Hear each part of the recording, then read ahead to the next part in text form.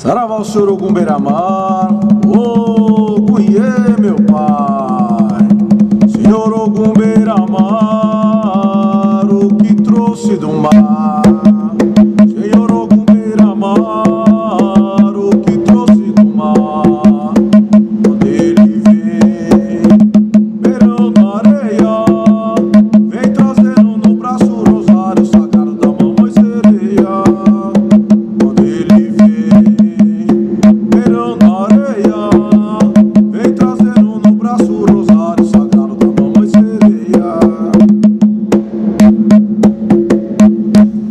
Olá pessoal, estamos aqui com mais um Papo Entre Filhos, direto da tenda de Umbanda Ogum Beira-Mar, Pai João de Mina, Rua Joaquim Marra 797. Eu sou o Celso. Eu sou o Pablo Araújo. E aqui atrás da câmera eu sou o Sandro. Bem pessoal, e o programa de hoje é para falar sobre a nossa sagrada mãe Oxum, falar sobre o amor dessa mãe. Mas logo de cara queria jogar, eu vou direcionar para o Pablo, normalmente a pergunta é para o Celso, né, a primeira pergunta, mas eu vou direcionar para o Pablo. Né? O Pablo é especialista em lendas, né? E aí logo de cara, Pablo, me explica uma situação. Tem uma lenda que fala que Oxum enganou Obá e fez ela se automutilar, oferecendo então a orelha dela. Orelha esquerda. Né? Tudo isso numa ideia de ela enganar a outra por ciúmes de um dos orixás, né, que é Oxóssi. Não, é Xangô. Xangô.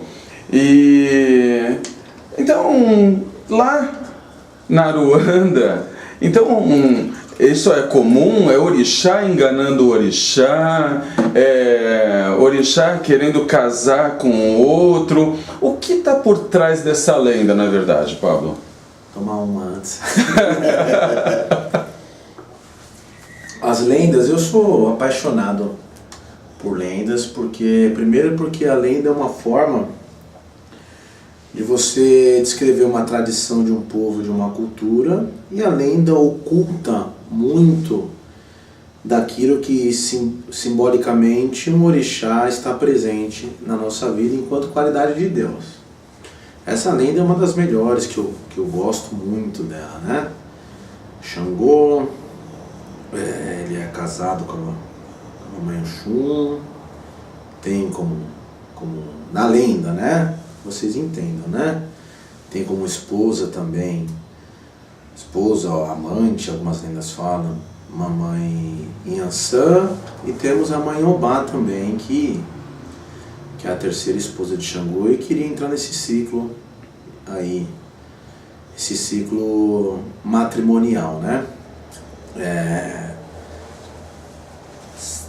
A gente tem que, eu costumo sempre falar isso, temos que descrever o que está por trás de uma lenda, ou seja, descrever o que ela realmente oculta, né? O que ela oculta revelando e revela ocultando. Nesse caso, sabemos que Papai Xangô é o Senhor do Fogo, é o Rei, é o Senhor da Justiça, né? Ele é colocado assim nas lendas. Sabemos que Mamãe Oxum era a esposa mais próxima dele, a esposa, a senhora do lar, tá? Mamãe Inhansã era com quem Xangô mais se aprazia de estar junto, e a mãe Obá era a terceira esposa que pouco ele tinha contato. Xangô rege o elemento fogo. Mamãe Oxum rege o elemento mineral. Vamos falar de elementos. Mamãe Inhansã, o elemento eólico ou ar. E Mãe Obá, a terra. A firmeza, a verdade, raciocínio. Nessa lenda, por que Mamãe Inhansã é a esposa amante mais fogosa? Mamãe Oxum é aquela esposa do lar. Sabemos que, pegue um minério que é o ferro, aqueça esse ferro no fogo, você percebe que ele vai ficar rubro e vai agregar calor, vai concentrar calor, não é um fogo que espalha, ele é concentrado, como o matrimônio. Por isso a mãe Oxum é a esposa. Ela rege o elemento mineral. Você esquentando uma barra de ferro, como é que ela fica? Aquele ar, aquele fogo concentrado. Yansan é o ar, que alimenta o fogo. Por isso, alegoricamente, a amante é o que dá vida. Além de ser o elemento ar, porque o fogo sem o ar ele inexiste. E ela representa a lei e ele a justiça sem lei. E a lei sem justiça é tirania. Observe, quando fala em casamento, eles estão dizendo que são orixás que se complementam. A justiça sem amor é irracional, é tirânica. A lei também, sem justiça, é tirânica também. Tomar o poder em si, sem que haja uma justiça. Poder pelas próprias mãos. E a justiça exercida sem compaixão e sem amor é tirania. Por trás das lendas revelam isso. E quando nessa lenda a mamãe Oxum induz a mãe Obá a fazer um amalá, uma comida de Xangô, e ela aparece com a cabeça coberta com um pano, as orelhas também, e diz que ela, no amalá de Xangô, o segredo de ele estar unido a ela mais que as outras orixás, porque ela era a esposa mesmo, era a comida que ela cozinhava para ele, né? E prendendo o Xangô pelo estômago. E ela colocou uma orelha para ele. E a mãe Obá corta a orelha esquerda e põe no amalá. E quando ela entrega Xangô, ela é repudiada, xingada, na lenda, né, gente? Os orixás não são assim, mas a lenda está revelando algo que está oculto. Está ocultando algo que deve ser revelado. A mãe Orixá Obá é a senhora do conhecimento, senhora da verdade. E ela, ao ser tapeada por uma orixá, que é a orixá do amor, ela está simbolicamente dizendo isso. Aquele que faz tudo em nome de alguém, perde a sua verdade, a sua essência. Aquele que deposita o amor e a felicidade na mão de outra pessoa, perde a sua essência, a sua verdade, vive a verdade de outra pessoa. Se ela é o orixá do conhecimento, ao tirar a orelha e ser enganada, ela está dizendo isso. Perde a razão de ouvir aquele que se entrega apaixonadamente por alguém. É o campo que a mãe Obá usa, que é a verdade e o raciocínio. Aquele que não raciocina perde algo de si. E ela simbolicamente perdeu a orelha. Como é que uma orixá do conhecimento deixaria ser enganada? Esse é um dos aspectos da lenda, tá? Fora o elemento também, os elementos que o fogo e o ar e o minério aí, que está relacionado, né? Aquele que concentra o calor, como no matrimônio, no lar, concentra a família em volta de si, a esposa. E a segunda esposa em Yansan é a esposa fogosa, que alimenta o fogo. É o ar. Isso tudo para explicar como os elementos são complementares. As lendas estão dizendo, quando coloca o orixá como irmãos ou como casais, dizendo isso. São pares divinos cujos mistérios se complementam. Lei e justiça. E a justiça tem que ser feita com amor, a justiça tem que ser feita com verdade, mãe Obá. Quando você se ilude, você tira algo de si. Quando você perde a verdade, você se entrega à insanidade. Simbolicamente representado pela orelha, que é o que deveria escutar. Escutar o que é verdade. Você escuta algo verdadeiro e transmite algo verdadeiro. É muito interessante isso nas lendas, para a gente não adotar determinadas lendas como algo que ocorreram de verdade. Porque senão assim a gente vai justificar, né? Aquela filha de Obá, ela tende a ser meia burrinha porque na lenda foi isso. A filha de Oxum tende a ser traiçoeira porque não. Não é assim que a lenda deve ser observada. Ela deve ser lida como um patrimônio. Eu gosto da lenda que é um patrimônio cultural, elas são divinas. As nossas lendas africanas não perdem nada para as lendas e as epopeias gregas, tal como a Ilíada, né? E assim sucessivamente. As epopeias gregas, os deuses gregos também são forjados de lendas, no qual nós temos que fazer esse exercício de desvendar o que ela está ocultando. Tá? Isso é muito importante, não é, Sandro? Eu acho que quando a gente olha para uma lenda, deve ser algo como quando a gente olha para uma gravura, para uma pintura, a gente deve, a princípio, a gente bate o olho e vê aquela gravura, a gente vê aquela pintura, percebe cores, uma beleza, etc. E aí, num segundo momento, a gente para tentar entender o que o pintor quis retratar com aquilo, né? Então, digamos assim, a lenda é o chamariz, né? A beleza da pintura, o quadro que está ali exposto, e num dado momento, ou até certo momento, aquilo serve para a pessoa que está buscando uma inspiração, que está buscando uma orientação.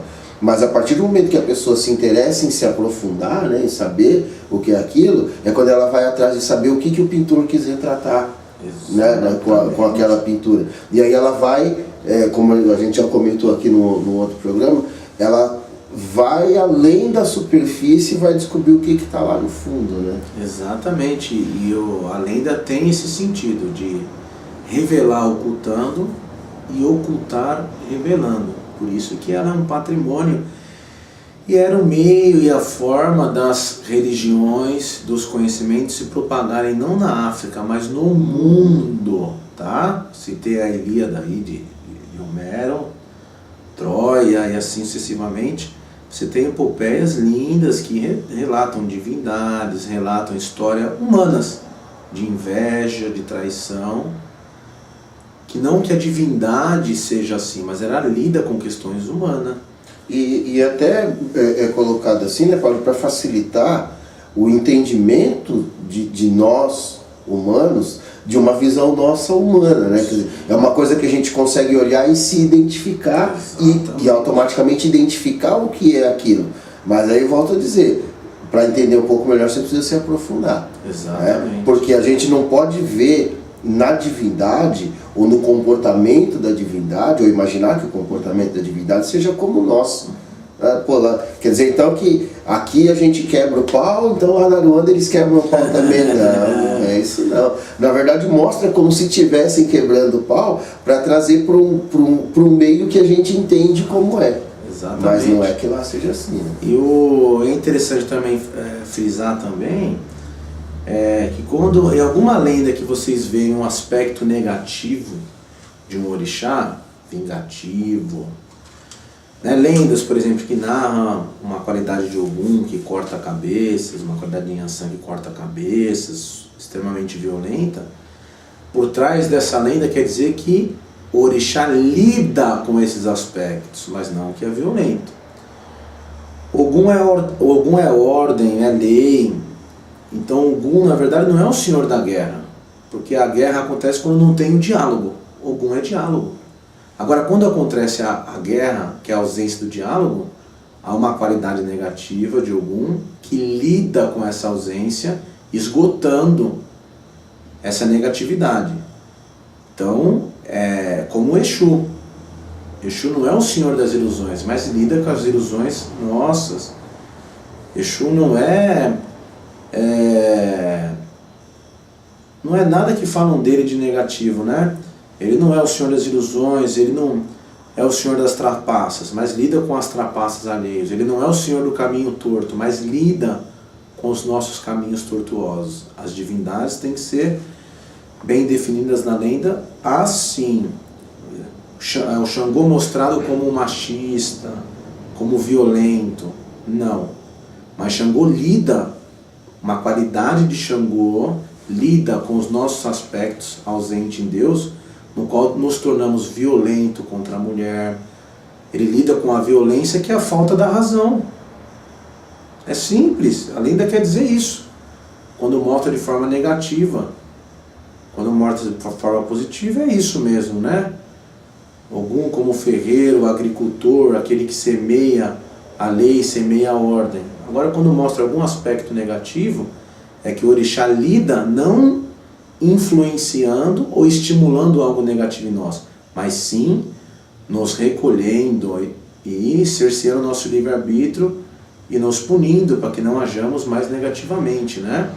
Esse que é o cerne de uma lenda que deve ser descrita nunca como um orixá, como uma natureza ou alguém parecido com nós quando estamos ausentes de Deus. Ele é virtude pura, ele é a qualidade de Deus e ele é a manifestação divina nas nossas vidas, tá? Por isso, somente virtuosos. Bacana. Celso, e de que maneira que Mamãe Oxum entra no processo de criação? Bacana. Mamãe Oxum, assim como os demais orixás, né, ela se faz, como o Pablo sempre fala, né, a gente deve conseguir percebê-los no macro e no micro, né? E Mamãe Oxum está ligada ao trono do amor, né? E o amor é parte do que nos une como não só como família de marido e mulher, pai e mãe, mas como família humana, né? Então ela está presente nesse aspecto. Com relação à parte elemental, né? Ela tá ligada aos minerais. Os minerais, eu ia até comentar quando o Pablo estava falando, mas não quis interromper, ele ajuda também, quando absorve o calor, ele também se torna maleável para ajudar você a criar estruturas que vão ajudar você a sustentar algo que precisa de uma estrutura forte, sólida, para poder se manter. Então, eu entendo que o trabalho de Mamãe Oxum, não só na criação, né, mas ao longo da existência, vem se fazendo nesses aspectos, auxiliando no respeito que nós devemos ter um ao outro, por conta do amor que é propagado, na solidez das relações, né, que tem uma estrutura firme por conta do aspecto mineral, né, os minerais, não só o ferro, mas diversos outros minerais, eles proporcionam que haja uma solidez para que haja sustentação em coisas que são pesadas e que não se manteriam sem esses esqueletos, né, por dentro, né, sem essas estruturas. Então acho que Mamãe Oxum está presente nesse aspecto também, né?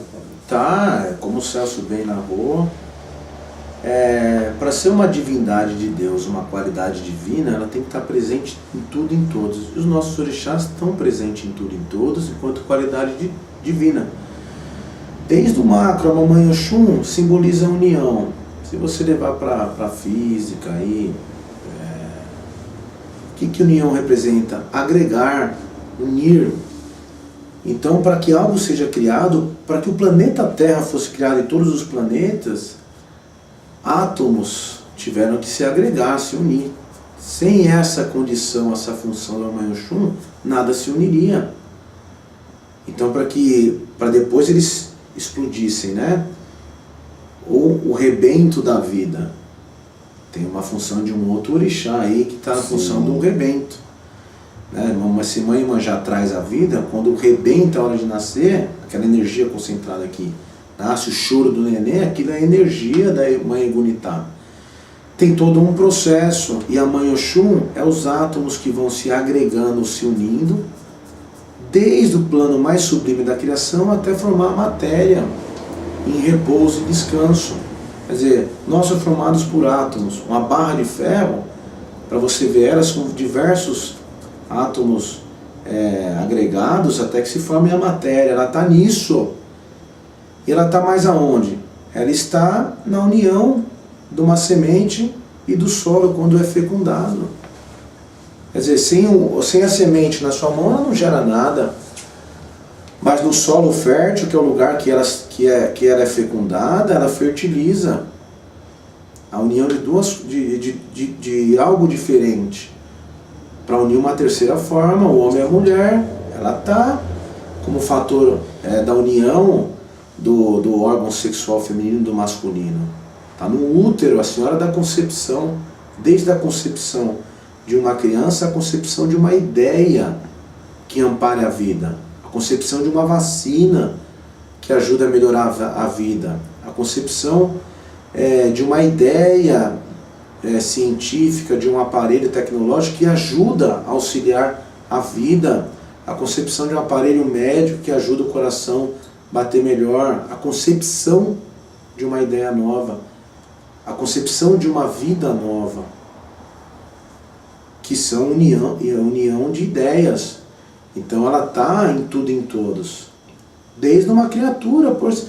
Você vê que para gerar uma cadela, um cachorro, um animal instintivo, para gerar um outro mamífero, o procedimento é o mesmo que nós temos, seres racionais, não muda em nada. Ela está no animal e no homem racional. O processo é o mesmo. O útero, o sêmen, ela está em tudo isso. Dois seres diferentes, mas que se complementam para gerar uma outra criatura. Ela está na planta, ela está em nós, determinadas proteínas que se aglutinam, que se unem para formar um tecido do corpo, do músculo. Ela está ligada em nossos chakras, no chakra coronário. E ela está na gente na forma da vibração amorosa também. Ela está na união. Ela está na união dos casais, ela está no amor paternal pelo filho, ela está no amor. Que é interessante a gente falar de Mamãe Oxum no amor, mas ela está em tudo e em todos, né? Eu acho que essa forma de abordar o orixá, ela tem que ser bem descrita, para a gente tirar um... Sandra, desculpa, pessoal. Para tirar um pouco do orixá só do terreiro e para ele levar num nível da criação, não é isso? Sim, sim. Inclusive, voltando um pouquinho, Pablo, eu estava... Enquanto eu estava falando, a palavra fugiu e era justamente o fator, um dos fatores, talvez um dos fatores mais que mais aparecem de Mamãe Oxum, que é o fator agregador, quando eu estava falando das estruturas, da solidificação das estruturas. É justamente isso, aí você falou muito bem, da união dos átomos formando elementos, união de elementos formando outros materiais, fator agregador de Mamãe Oxum, que são essas estruturas que se solidificam, dando sustentação não só a relações, mas a estruturas físicas mesmo, pedras. O Pablo falou muito bem das plantas, da união dos casais, e nós temos pedras que são objetos inanimados, mas que também estão ali, sim, né, com um fator agregador e uma estrutura sólida, né? Sim, ela está, a Mãe Oxum, como divindade de Deus, ela está tanto no meio evolutivo, no meio, na natureza, em tudo, em todos, no mar, como está nos seres também, na forma meio, natureza, forma física, no corpo, e na forma que nós temos o sentimento de conceber ideias, conceber sentimentos, conceber tudo. Ela está naquela coisa do crescer e multiplicar-vos, né? Sem essa vibração, essa energia dela, que é imprescindível e necessária à criação, nada seria criado. Ela está na estrutura de tudo e de todos. E nessa relação mais íntima nossa de amor humano. É interessantíssimo isso. Porque a gente começa a ver que tem vários tipos de amor, né? Isso é uma constatação, né? Sim, você tem vários tipos de amor. E ela passa do amor-desejo, sim. Está no campo de Pombagira, mas é o amor, quando passa pelo desejo, amor regido para o campo de Pombagira. É interessante, porque é o estímulo a buscar algo que você não tem ainda. Os gregos chamam de eros. É o amor pelo que te falta. É o amor, o desejo. O desejo nunca está na presença, mas está na falta. Eu desejo o que eu não tenho. Eu não consigo desejar o que eu já tenho. Eu não consigo desejar um casamento. se eu já sou casado. Só consigo desejar o casamento quando eu sou solteiro. E esse fator estimulador, por isso que algumas lendas elas são irmãs, elas formam um par, né? Em algumas, o aspecto que você fala de Oxum que é sensual, não tem nas lendas? Matreira, fofoqueira, é o aspecto que a pombagira lida. Aspecto negativo, ausente de Oxum, que ela lida. Por isso, em algumas lendas, elas são irmãs. E o amor, desejo, que é tão fundamental quanto outros tipos de amor. Só que o amor começa num estágio. Primeiro, o desejo por aquilo que te falta. Um conhecimento, um objeto. Desejo pelo conhecimento, você vai se matricula para estudar. No meio do curso você desiste, porque você quer outro tipo de conhecimento. Você vai desejando várias coisas. Uma namoradinha, desejo. Ficou um tempo com ela, terminou. Outra namorada, viu uma pessoa melhor, mais bonita. Outro desejo. Quando é que esse desejo vai se transformar numa outra qualidade de amor? Que os gregos falam filia, né? Amor pelo que você tem. Por exemplo, pelo casamento. Quando você, aquela busca por alguma coisa, ela se transformar não mais num desejo, mas se transformar em vontade. O que é o casamento? Vontade de permanecer eternamente com aquela pessoa. Qual que é a transmutação do desejo por vontade de um aluno? Quando ele se torna professor, ele quer permanecer ensinando sempre, não quer mais buscar nada. Felicidade pelo que se tem. É o segundo amor. Né? O amor pelo amor.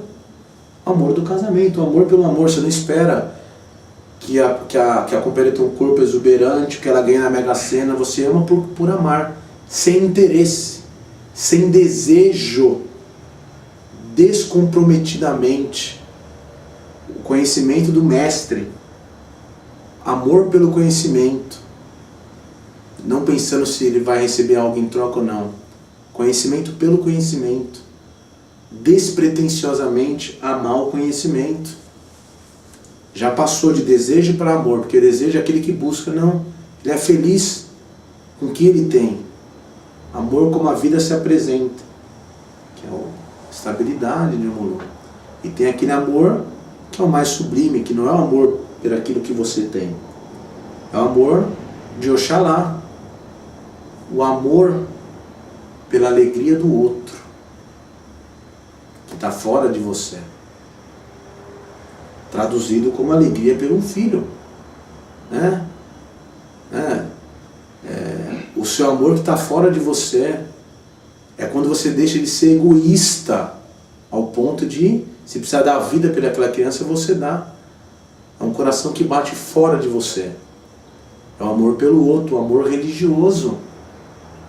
É o amor dos guias que se voltam para pessoas que eles nem conhecem e fazem de tudo para que aquela pessoa tenha uma palavra de fé, carinho, esclarecimento e melhore, sem nada em troca. É um amor sublime. Em grego é o ágape, né? Exatamente, é isso que eu ia falar. Então, você vê que na história da humanidade, ela está presentíssima, tanto no aspecto íntimo que nós geramos, social, cultural, quanto no aspecto enquanto criação da gênese do mundo. Não é isso, Celso? Sim, sim, com certeza. Quando a gente fala de orixá assim, a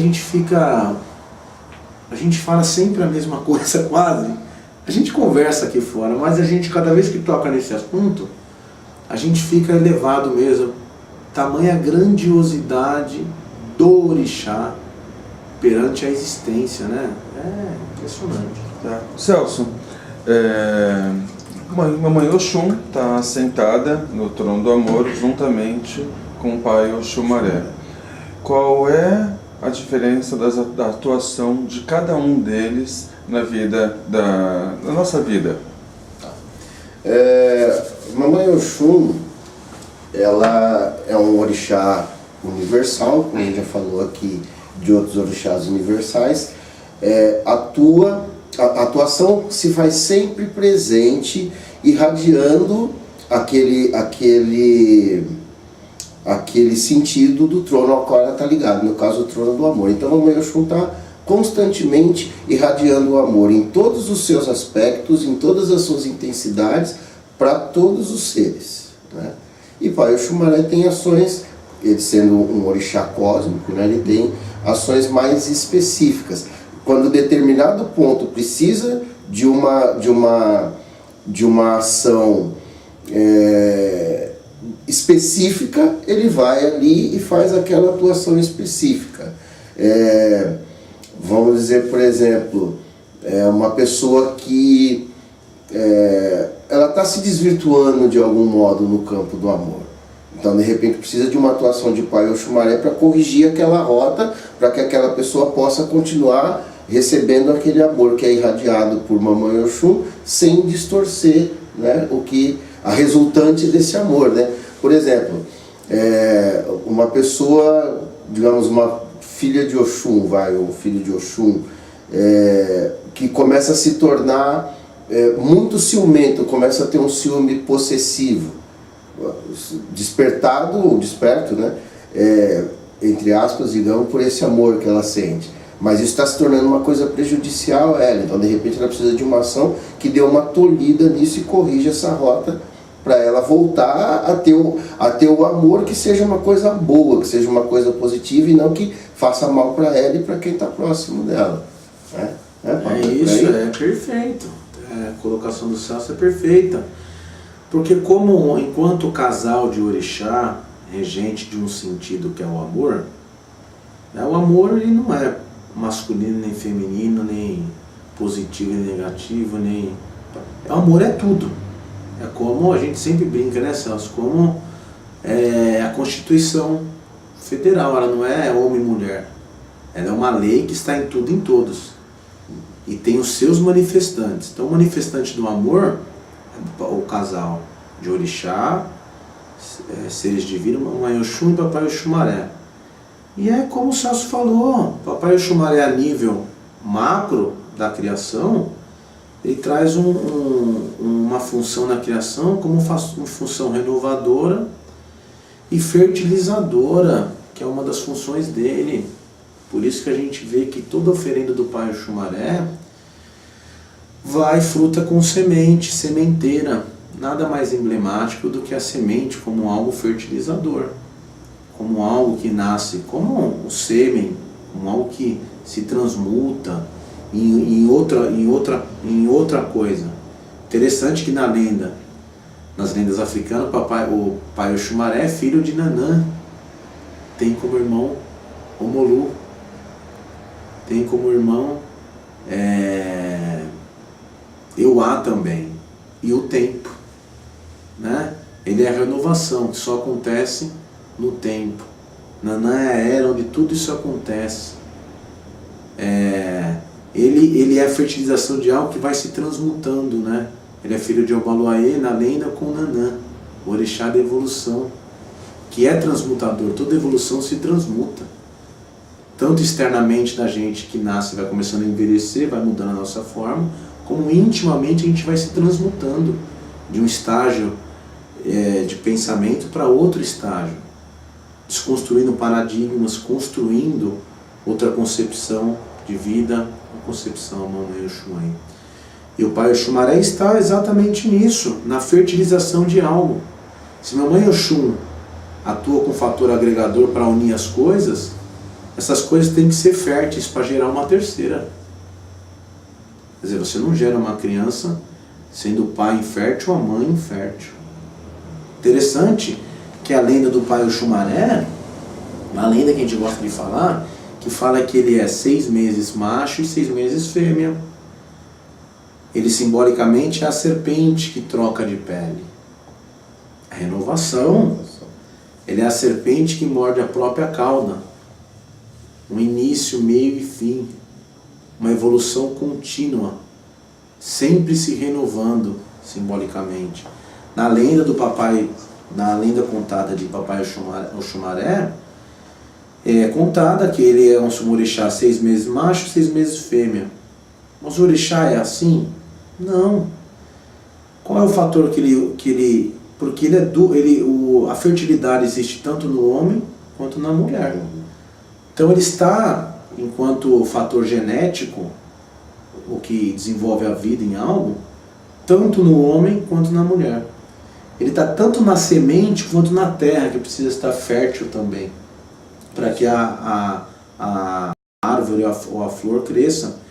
Então ele está na fertilidade de tudo e de todos, desde um solo que precisa estar fértil para a gente ter a abundância da flora, nas criaturas, da fauna, e em nós também, para gerar um outro ser, um filho. Tanto o homem quanto a mulher precisa da fertilidade.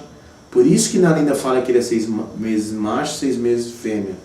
Porque ele, enquanto função de Deus, qualidade de Deus, está tanto no homem como na mulher no processo genético. Então a importância do orixá também é grandíssima, e está também, como o Celso falou. Quanto Mamãe Oxum, aquele amor passivo e universal que está em tudo e em todos, e se irradia para tudo e em todos indistintamente, Papai Oxumaré atua de fora para dentro, naquele que inverteu os valores do amor, se tornando contumaz, ciumento, violento, apaixonado. Ele atua já com o fator dele diluidor, diluindo aquelas agregações que se tornaram negativas. Após diluir aquelas agregações, separando até um casal que seja muito violento, ele renova as duas partes para que busquem a felicidade com outros pares. A correção de rota. Exatamente. Então, a grandeza da divindade está aí, tanto no macro como no micro também. E o Papai Oxumaré é fundamental nisso. A gente vê que até nas oferendas, né? Na oferenda da Mamãe Oxum vai a fruta, que é o melão, que é doce, vai o mel. Por quê? Porque enquanto energia, aquele elemento, quando oferendado, se transformado em energia, ele traz a função de atrair e unir. O que o mel faz? Não é atrair? Não é grudar? Então tudo tem sentido até nas oferendas e até na manifestação do orixá. Eu costumo falar também, quando a Mamãe Oxum se manifesta, a Mamãe Iemanjá é o braço mais longo, que é a manifestação da vida fora de si. Mamãe Oxum está perto do ventre, concepção, e perto do cardíaco, está assim, ó, o chakra que ela domina. E o Pai Oxumaré? Onda tripolar, simbolizando a serpente. Tudo da altura do cardíaco também. Então você encontra a natureza do orixá em tudo, até na manifestação espiritual corpórea no médium. Isso que deve ser enaltecido, para a gente ver a grandeza do nosso orixá sagrado, que está em tudo, em todos na criação, né? Por nós visto assim. Celso e Pablo, não é o nosso papel do nosso programa falar sobre fundamentos, né? Mas porque tem pessoas que já fazem isso e fazem muito bem feito, né? Não é a nossa proposta. Mas tem um ponto que é bem... Acontecem algumas discussões sobre a Mamãe Oxum, que são as cores dela. Há quem defenda, e defenda com veemência, que é o rosa, outros e outras, que é o dourado, tem o azul, tem o amarelo. Vamos resolver essa briga. Vamos deixar ela pegar fogo. Vamos deixar a vela pegar fogo. Está tudo certo ou só existe um ponto certo? Vamos resolver isso, vamos apaziguar todo mundo. Liga a mangueira, você primeiro. Com gasolina. No livro do Rubens, esqueci aquele de capa verde. Teologia? Teologia. Doutrina e teologia de uma. Isso. Tem um capítulo que ele fala das cores, né, consagradas aos orixás, ele fala dos dias.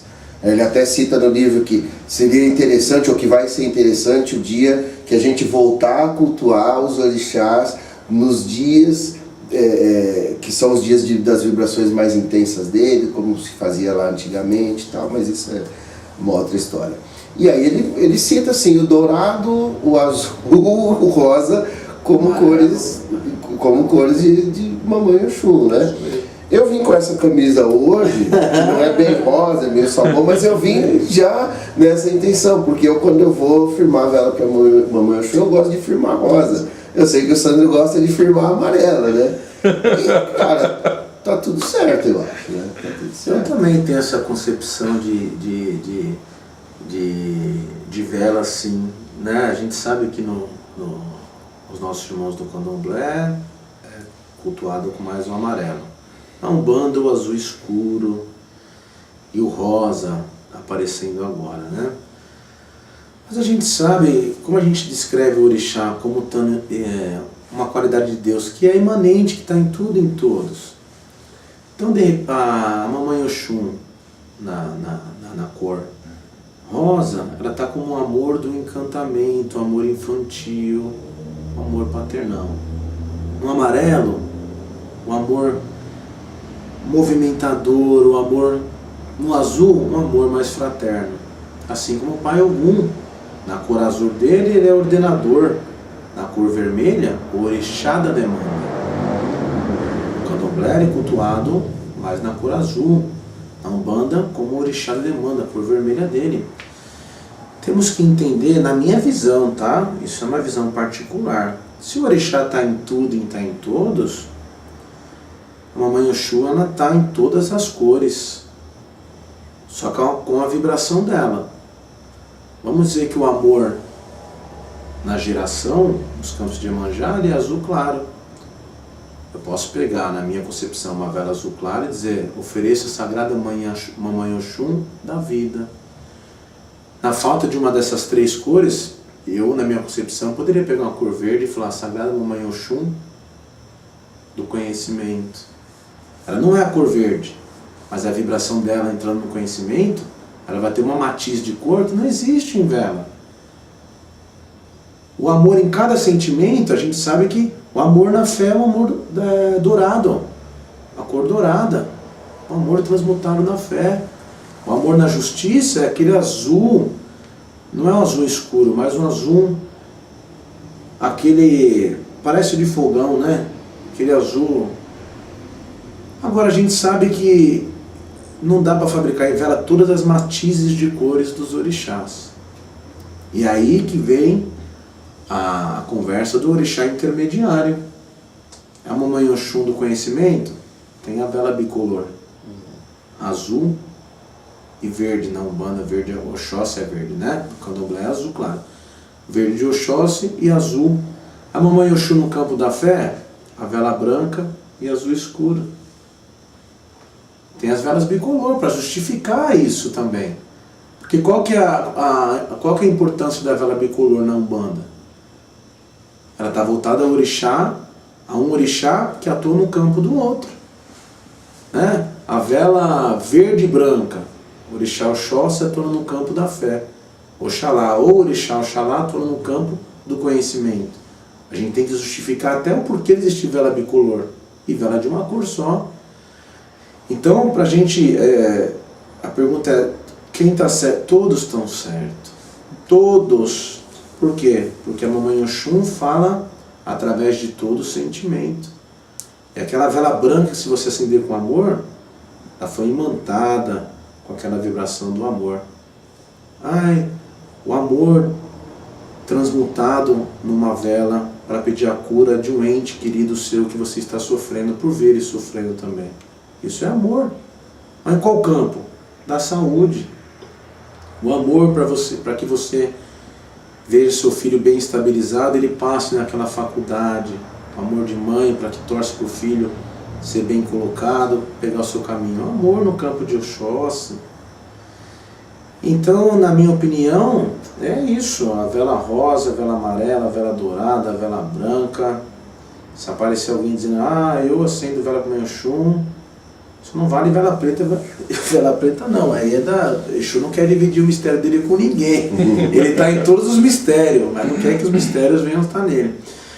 Mas como o Celso falou, todos estão certos. A cor tradicional que a gente vê é azul na Umbanda, azul escuro, usado o amarelo no candomblé, e na Umbanda usa-se o rosa e o dourado para representar a Mamãe Oxum. Mas sabemos que os orixás estão em todas as matizes de cores. Só que a gente não conhece todas as matizes de cores, né? Tem as cores primárias, secundárias e depois se perde, né? Mas é isso, a minha opinião é comunga da do Celso e da sua também. E essa pergunta, que em outros orixás também tem mais de uma cor, né? Mas essa pergunta saiu justamente falando de Mamãe Oxum, que faz par, né, com o pai Oxumaré, que tá ligado às 7 cores do espectro, né? Então, o pai Oxumaré, exato, bem lembrado. O pai Oxumaré, ele traz em si o axé das cores. Nas lendas, o mundo era sem cor. Ele ao dar a cor, distribuiu o axé dele na criação, ele também foi individualizando cada coisa também, pela cor. O pai Oxumaré também é um encanto que não está nas coisas, está em nós. Quer dizer, é muito interessante, ele divide esse mistério com a Sagrada Mãe Euá. Saudação Ri-Ro Euá, é um orixá maravilhoso do candomblé. Porque a cor traz uma renovação, a cor traz um encantamento. Coincidentemente, a Mãe Euá também é simbolizado pela serpente, é simbolizado pelo arco-íris, estando na cor branca, e o mistério dela está nos olhos. Ela é sincretizada no catolicismo com Santa Luzia. E ela é filha de Nanã, irmã de Oxumaré. Alguns falam que ela é a qualidade feminina de Oxumaré, mas não. Se Oxumaré é a cor que dá vida em tudo, ela é um encanto. Que não está, o de Oxumaré, o encanto de Oxumaré está nas coisas que ele colore. E o encanto dela está em si. Por isso que o poder dela está nos olhos. A gente sabe que o coentro, o que é o coentro? Uma erva, né? Um tempero. Há aqueles que odeiam o coentro, com as suas verdades relativas, por causa do gosto. Nossa, como você gosta disso? É aqueles, como eu, que amam o coentro, né? É bom que tem pessoa que não gosta, que sobra mais para mim. Mas na verdade o coentro muda o cheiro dele, ou ele muda o cheiro dele, o gosto dele na boca e no nariz da pessoa? O coentro ele vai ser sempre o coentro. Então, enquanto o encanto pelo coentro não está nele, está em mim. Aqueles que gostam de maçã, aqueles que não comem maçã. Só que a maçã é a mesma. Ela não muda, mas o encanto pela maçã está em mim. Ela é esse encanto. A gente vai falar, vou escrever alguma coisa de Euá, sim.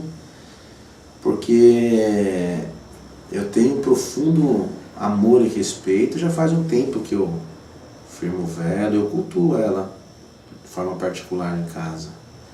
Porque eu sei o quanto ela é uma dádiva divina com os fatores dela na minha vida. Eu peço para ela, Sagrada Mãe Euá, que vós desperte o encanto que não está na vida, mas que está em mim, que eu me encante pelo meu trabalho, que eu me encante pela vida que eu tenho, que eu me encante pela religião, que deve estar, antes de estar fora de mim, ela deve ser encantadora dentro de mim. Ela que rege isso. Se por um lado a Sagrada Mãe Orixá Pombagira estimula o desejo, ela desperta o encanto pelo novo. Por isso que ela está sempre brincando nas lendas com o IBG, que é a criança. Ela desperta o encanto pelo novo. E tudo que é o novo renova. O Xumaré, vê que estão bem próximos, assim como o Mulu e o Baluaê estão próximos, mas não são o mesmo orixá. Nossa, é interessante a lenda dela. Tem uma parte, eu falo de lenda, eu gosto de, que ela é filha de Nanã, e Nanã, ela trabalha para Nanã decompondo tudo que já não tem mais vida, que morreu. Ela se transforma naquela larvinha branca e vai decompondo. Percebe ainda que a larvinha decompõe o que morreu. Mas para ela decompor, a larva tem que estar o quê? Viva. Ela é a vida que se renova, que compõe aquilo que já morreu, para que o Xumaré nasça como uma renovação. Até uma lenda que ela fala, já cansei de virar essa lombriguinha branca decompositora. Aí, mamãe Nanã dá uma outra função para ela. Mas perceba que ela, o Orixá Tempo, o Xumaré e o Molu, fazem sentido ser o filho de Nanã, que é uma era em si. O Molu como fim. Por isso que ele é doado para a mãe Iemanjá. Porque ele, junto de Nanã, a era não seria possível começar. Nem o tempo correr. Nem a renovação acontecer. Porque tudo já acabaria. Ele é tanto o fim de algo para o começo de outra coisa, como ele é o que dá finalidade ao algo. Qual que é a finalidade da vida? Você viver e quando chegar o dia da morte você morrer dignamente. Então a finalidade da vida está em você morrer digno. Enquanto você não morre, você não sabe se a sua honestidade e dignidade ela foi completa. Por isso que você é sempre julgado depois que morre pelos seus feitos. Porque até o último respiro você pode fazer merda, inverter tudo que você falou. Então a finalidade da vida está em morrer com obridade, com sendo um bom pai de família. Interessante essas coisas que a gente divaga nessas coisas. Com certeza. Legal. Para nós terminarmos o programa, Pablo e Celso, vamos também acabar com mais uma pelega, né? Vamos acabar com mais uma briga. Vamos esclarecer para as pessoas que estão vendo vocês, né? Estão vendo vocês. Os orixás, porque Pablo, você por diversas vezes você falou, porque a cor do orixá na Umbanda é tal cor e no Candomblé é tal cor. Então, são diferentes os orixás do Candomblé e da Umbanda? A Umbanda tem orixás diferentes do Candomblé, por vezes com o mesmo nome? A liturgia é diferente. Como a divindade Cristo era a mesma na igreja pentecostal, luterana, mas a liturgia, a forma de se cultuar é diferente. O orixá, Mamãe Oxum, ela é a mesma no Candomblé ou na Umbanda. A lenda, o princípio, a forma de ela ser. Agora, liturgicamente, ela é cultuada de forma diferente, não deixando de ser a mesma divindade. Tá? A questão da vela é uma questão litúrgica, né? Um acende amarela e outro acende azul, mas a divindade está nas duas, porque ambas as velas acesas, eles estão pedindo amor, riqueza, maior riqueza espiritual, aquela que você sempre, quanto mais você divide, mais se multiplica, é o amor. Quanto mais você doa, mais ele cresce entre os seus. Como conhecimento, são riquezas que quanto mais você doa, mais ele cresce. Então há uma diferença litúrgica, simbólica, até dentro da Umbanda. Algumas casas que cultuam a Mãe Oxum, diferente, mas liturgicamente. A divindade, ela não pertence a uma religião ou outra. Ela pertence a Deus. O orixá é de Deus. Então por isso que ele pode ser cultuado, tanto na Umbanda como no Candomblé. Mamãe Euá, basta que um dirigente inspirado abra um culto dela no seu centro de Umbanda. Porque ela é um orixá, ela é uma divindade, qualidade de Deus presente em nossa vida. Daquele que é do Candomblé, daquele que é da Umbanda, e presente em tudo e em todos, enquanto qualidade de Deus. Então ela não pertence a uma religião. Agora as liturgias sim. Se abrir um culto dela dentro da Umbanda, a forma litúrgica de cultuar na Umbanda será diferente do Candomblé. Cores, formas de incorporação, né? O Pai Oxóssi, ele incorpora de uma forma aqui na Umbanda, no Candomblé é outra. A sagrada dança da concepção da Mãe Oxum no Candomblé tem uma forma. Os movimentos sagrados dela na Umbanda tem outra. Mas ambos revelam movimentos criadores da concepção, amparadores da vida e do amor que une todos. Não é isso, Celso? Com certeza. E quando a gente fala na Umbanda, ou a gente fala que a Umbanda trouxe a renovação dos orixás, a gente não está falando que trocou os orixás que apareceram outros, é exatamente isso que o Pablo falou. É uma nova liturgia, uma nova forma de culto. E outra coisa também que o Pablo falou que eu acho muito importante.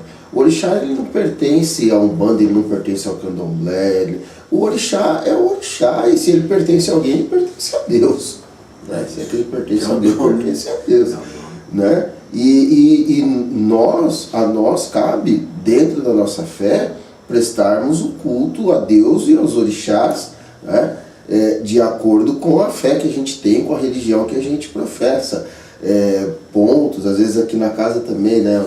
O nosso querido Pai Nilson, ele comenta, às vezes alguém fala que você está cantando um ponto do Candomblé, o ponto não é do Candomblé, o ponto não é da Umbanda, o ponto é do orixá.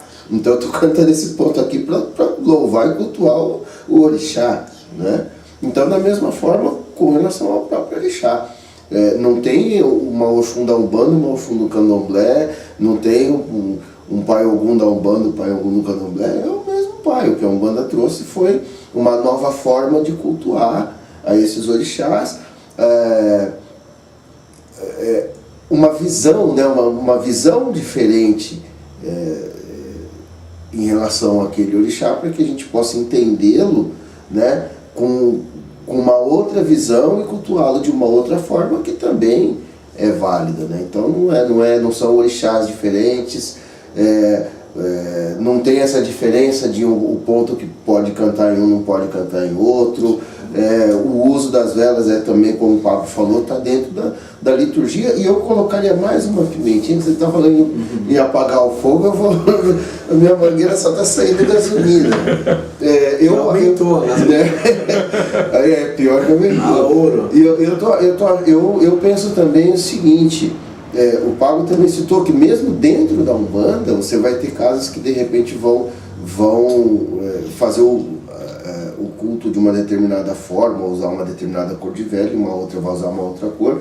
Eu acho que a gente mesmo, como aqui eu citei, eu gosto de firmar a vela rosa, o Sandro gosta de firmar a vela amarela, de repente também é porque em nós, individualmente, a vibração do sentido do amor está mais ligada àquela cor do que a uma outra, né? Talvez eu tenha essa identificação em acender a vela rosa para a Mamãe Oxum, porque em minha vibração do amor tenha mais esse aspecto, talvez ligado ao infantil, como o Pablo citou, pureza, né? A pureza.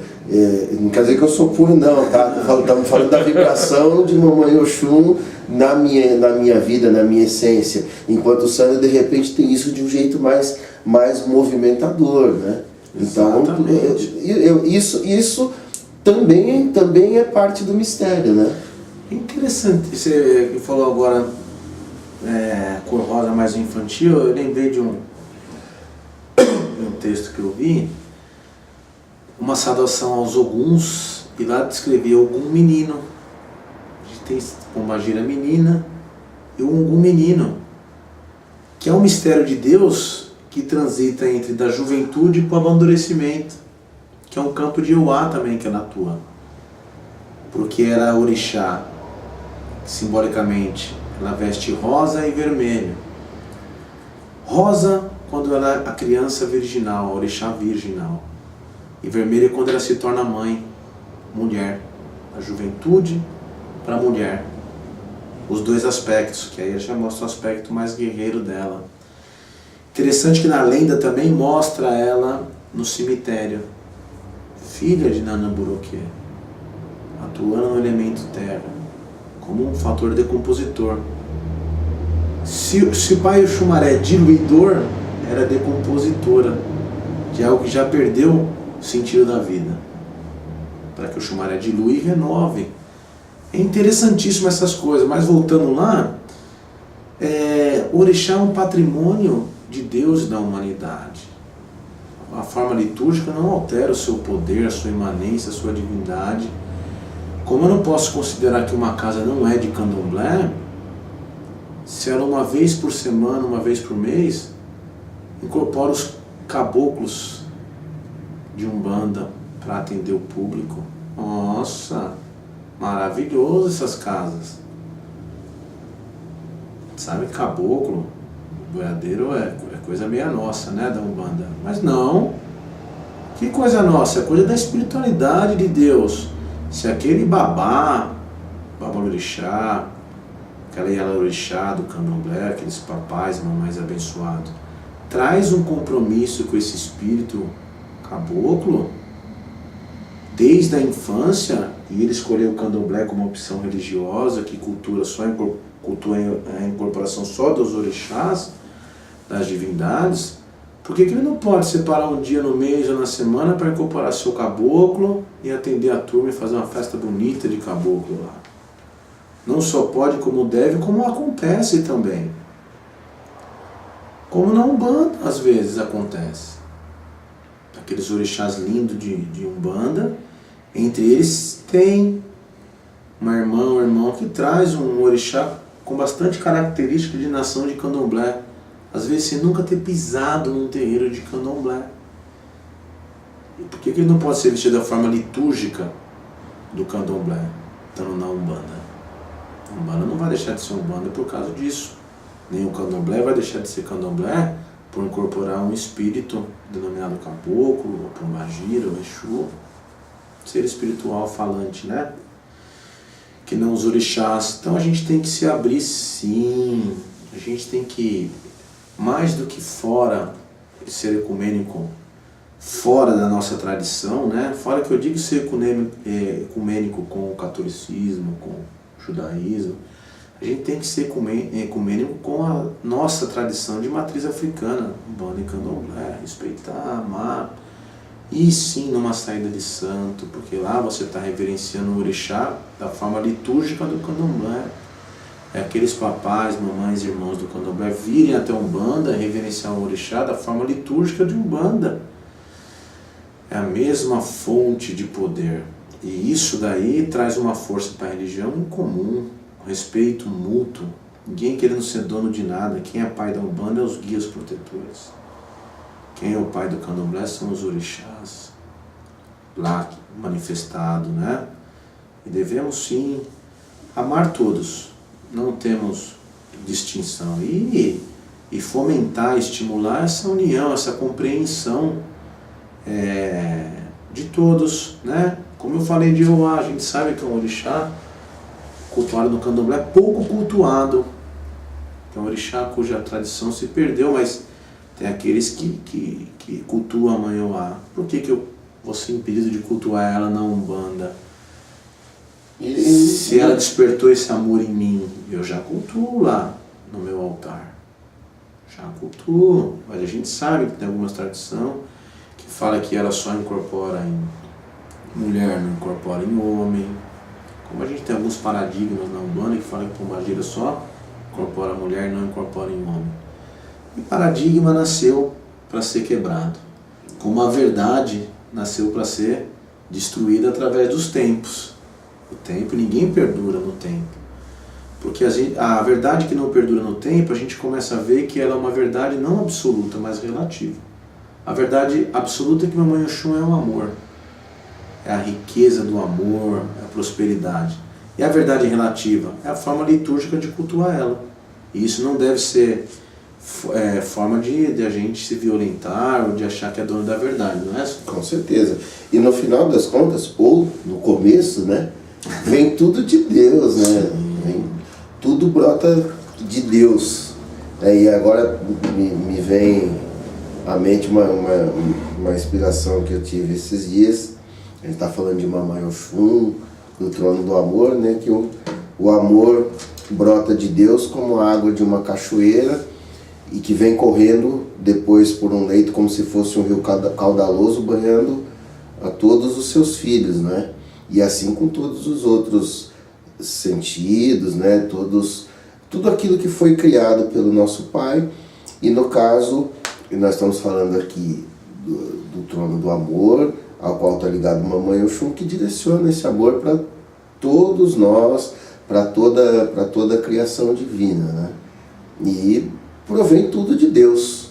É a fonte única. E você passou pensamento, essa poesia para mim, ainda bem que você registrou, porque é lindo isso mesmo. Você quer algo mais mais democrático que a água, né? A água mineral, em que todos os seres, desde uma criatura de um cachorro doméstico, de um animal irracional na selva, desde uma planta, uma árvore, desde os seres, a forma de vida no mar, as formas de vida no ar, os pássaros, as nossas células necessitamos do que? Da água. Então você quer coisa melhor que iguala a tudo e a todos? O rico, o pobre, o preto, o branco, o japonês, o alemão? A água. Porque todos precisamos. Então a água é uma coisa imanente, que está em tudo e em todos, e está em todas as formas de vida. Então a gente tem que raciocinar isso. Que água? A água mineral. Porque a água salina ela tem uma função dela, mas ela não é benéfica ao ser ingerida. A mulher a planta é água mineral. Ela é uma fonte de vida, né? E provém dessa qualidade de minério, mineral, a Mãe Oxum, que nos iguala a todos, né? Cada ser precisa de água dessa qualidade mineral. E a água ferruginosa, a água de Ogum, e uma água salobra de Nanã, e as outras tudo tem o dedo do orixá. E as flores pertencem à Sagrada Mãe Iabá, Mãe Oxum, mas é aquela com a pigmentação vermelha, ou amarela, Inhansã. E quem rege as matas, Oxóssi, e as folhas, Ossain, e a raiz, o Exu. Mas na mata, né, Oxóssi ele é o regente, mas nas outras vibrações tem a qualidade dos orixás, assim como tem o conhecimento na fé, no amor, na justiça, na lei. Então o orixá está em tudo e está em todos, né? O orixá é uma bênção na nossa vida, né? E a gente tem que louvar os orixás religiosamente, mas saber também que ele está na criação, está em nós, está na nossa mente. Por isso que a Umbanda é um culto à natureza, porque encontra Deus em tudo, externamente, numa pedra, numa folha de uma árvore, numa flor, e encontra Deus na natureza íntima de cada filho racional dele, na forma de ser, na forma de agir. Isso é Umbanda, isso é orixá. É Deus onipresente, né? Isso. Olha, pessoal, é uma pena, mas o programa tem que acabar, tá? Mas antes de acabar o programa, eu queria puxar um jabá aqui, né? Nosso amigo Pablo está lançando um livro, Aprendiz de Umbanda. Pablo, queria que você falasse sobre o livro. Passa aí para o pessoal. O livro fala de nós, seres humanos. Quando eu falo nós, ele já falou, não, nós seres humanos somos todos aprendizes de Umbanda, mas aprendizes da vida. A Umbanda é vida. A Umbanda é um lugar, comecei com 12 para 13 anos, 12 anos. E a religião de Umbanda, o terreiro que eu estou até hoje, Caboclo Sete Luas, Tenda Beira-Mar para João de Mina, meu paizinho Nilson, pai, irmão. Ela foi um formador, ela me formou intelectualmente, moralmente. A religião cumpre essa função também. Ela me tornou, junto com a educação da minha mãe, um grande homem. Ela me tornou uma pessoa mais esperançosa. E ela me tornou um aprendiz, que é o caminho de todos. O aprendiz iguala também, tanto o mestre quanto o aluno, porque todos estão aprendendo, em graus diferentes. Aprendiz por quê? Porque todos podem ensinar. Todos estão aprendendo e ensinando algo. Então vemos que todos são mestres naquilo que se propõe a ensinar. O que nos difere são estágios diferentes. A gente aplica o nosso conhecimento. É um aprendiz de Umbanda porque eu sou umbandista, mas é um aprendiz de religião. A enaltecer a religião, a respeitar a religião como um meio evolucionista, um meio que transforma uma pessoa numa pessoa melhor, porque me transforma também, me transformou e vem me transformando. Aprendiz de Umbanda porque eu sou umbandista, mas se eu fosse católico, aprendiz de católico, porque a religião ela tem que ser vista como uma bênção na vida, uma propagadora da paz, da fraternidade, da harmonia entre os homens de bem. Aprendiz de Umbanda porque eu aprendi a ter no meu altar a imagem de Iemanjá e a imagem de Nossa Senhora Aparecida, lado a lado, representando uma fé, sem que nenhuma outra torcesse o nariz para elas. Não, porque a Umbanda para mim mostrou que ela, mesmo tendo bem fundamentado os seus orixás, o seu culto, ela não se incomoda de pôr no seu altar a imagem de santo católico, porque atrás de uma simples imagem está o ecumenismo, está a consciência de Deus falar, olha, pouco importa a imagem que se coloca aí, importa é o respeito entre as religiões. Eu tenho certeza que o irmão católico, ao entrar e ver a imagem de Jesus Cristo no lugar mais alto de um altar de um terreiro de Umbanda, ele vai encontrar ali o respeito daqueles umbandistas que já sabe que Jesus não é Oxalá, mas ainda mantém a imagem de Jesus, porque eu tenho como um grande mestre espiritual também. Mas o mais importante de tudo, porque se mantém imagens. Antigamente nós não, né? Mas os nossos ancestrais, escravos, que vieram trazidos como escravos, né? Os nossos ancestrais africanos, os negros, eles eram obrigados a colocar a imagem de um santo católico para poder referenciar as divindades dele. Hoje não somos mais obrigados. Mas se o guia espiritual de Umbanda assim ainda o faz, é para que a Umbanda represente o ecumenismo em todas as religiões. Então, por trás de um altar católico numa religião de Umbanda, não está a subserviência da religião umbandista ao catolicismo. A Umbanda não é católica, não, nem esotérica, nem africana. A Umbanda é uma religião que respeita todas as religiões. E a Nossa Senhora de Aparecida, Jesus Cristo no altar de Umbanda simboliza isso. O respeito por uma outra cultura, por uma outra divindade, por uma outra crença, mesmo tendo fundamentado outro tipo de crença em si. Então, o aprendiz de Umbanda é isso. É aprender a respeitar o próximo. A aprender que Deus, Ele é a unidade, porque Ele é único gerado, mas Ele é a multiplicidade porque está em tudo e em todos.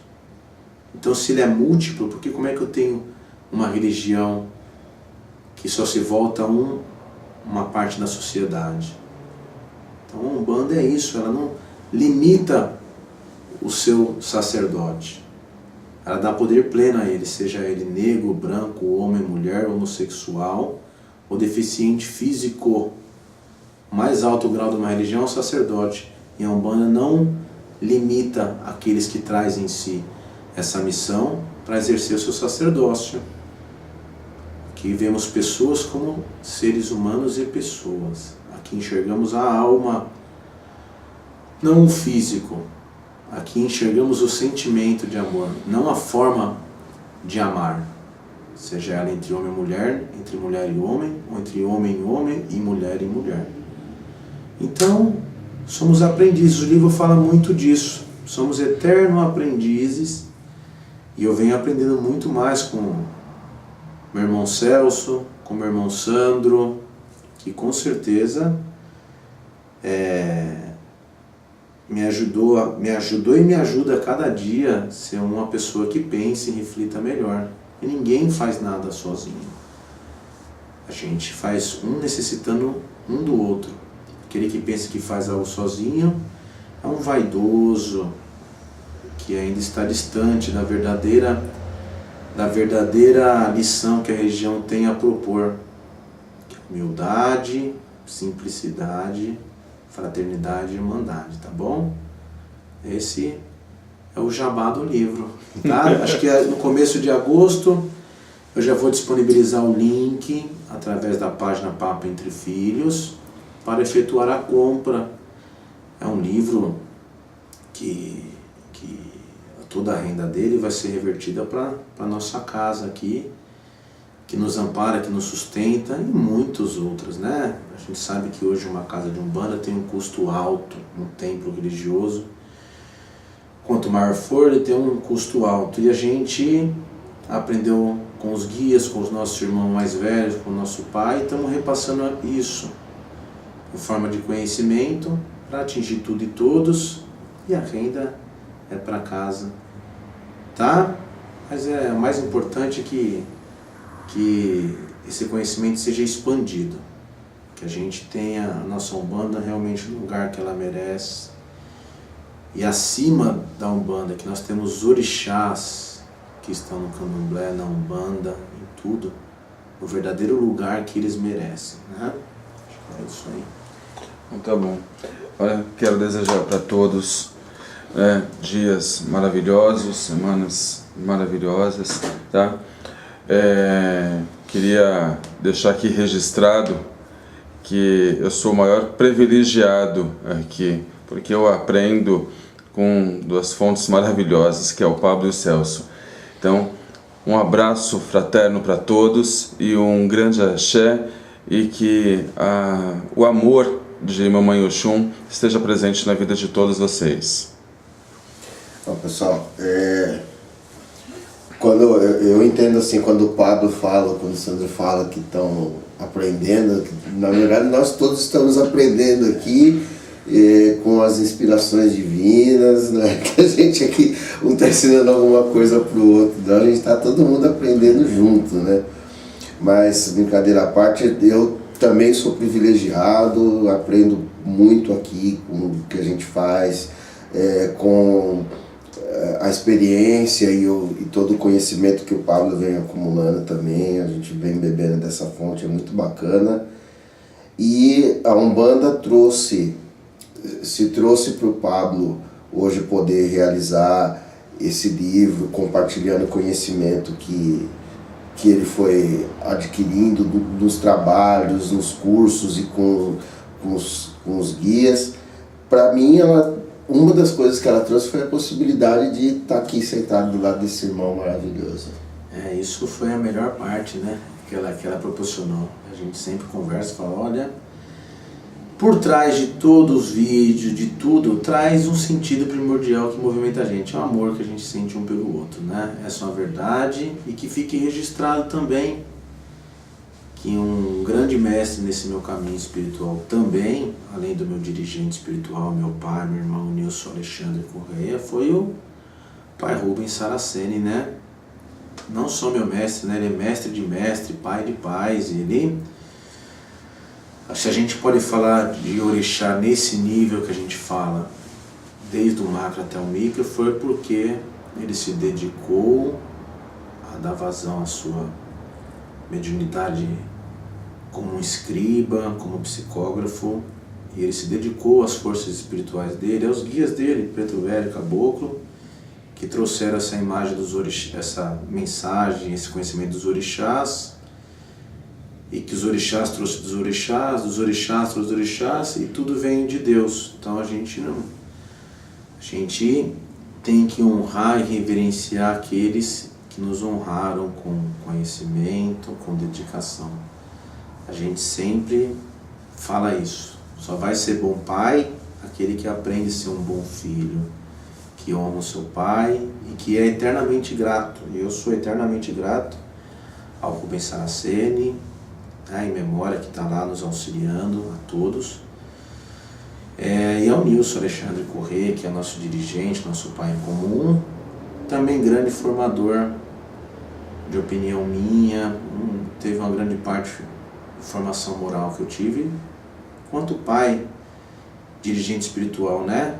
Que a função de todo pai de santo também é formar os seus filhos moralmente, intelectualmente, mostrando a eles como um pai carnal, o sentido da vida, valores que são imutáveis, valores que são intransferíveis. E a religião faz isso, pode ter certeza, viu, irmão? É isso que eu queria falar, agradecer a Deus por esse momento, de estar aqui com esses irmãos também, que tem um significado ímpar na minha vida, e eu creio que tem um significado ímpar na vida deles. E por trás de tudo que a gente fala, é a união, amor, que faz com que a gente repasse esse conhecimento e essa carinha de admiração para cada um e por todos também que nos assistem, né? A gente sabe que tem muita pessoa que nos assistem.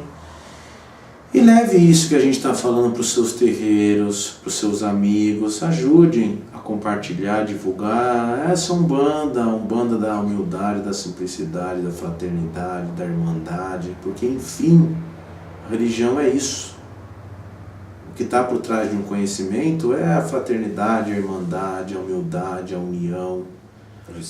O respeito. Incorpore, antes de incorporar os guias espirituais, incorpore esses valores para que eles, ao incorporarem você, e você já tiver esses valores incorporados, eles encontrem em você solo fértil, que ao chegar o que ele plantar, dá fruto, porque já encontrou em você um ser humano preparado, intimamente, com valores fundamentais para que ele possa fazer o trabalho dele de ser iluminado, o trabalho dele também de um semeador de paz, harmonia e de fé em Deus, né? É isso, meus irmãos. Axé. Axé, pessoal.